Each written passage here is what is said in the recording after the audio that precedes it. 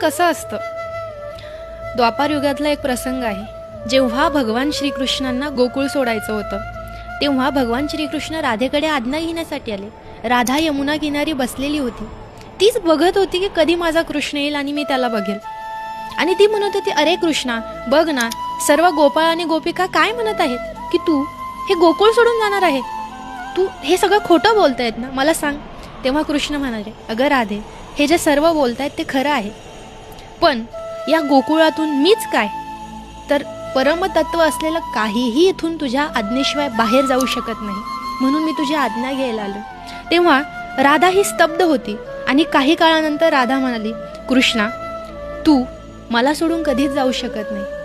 तू खुशाल जा. तू माझ्या हृदयामध्ये अखंड स्थिर आहेस.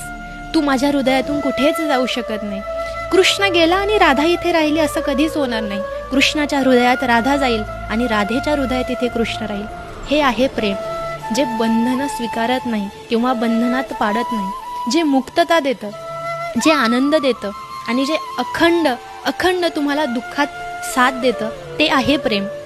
जे तुम्हाला बंधनात पाडतं, दुःख देतं आणि तुमच्यातल्या कमतरता काढतं, ते कधीच प्रेम असू शकत नाही.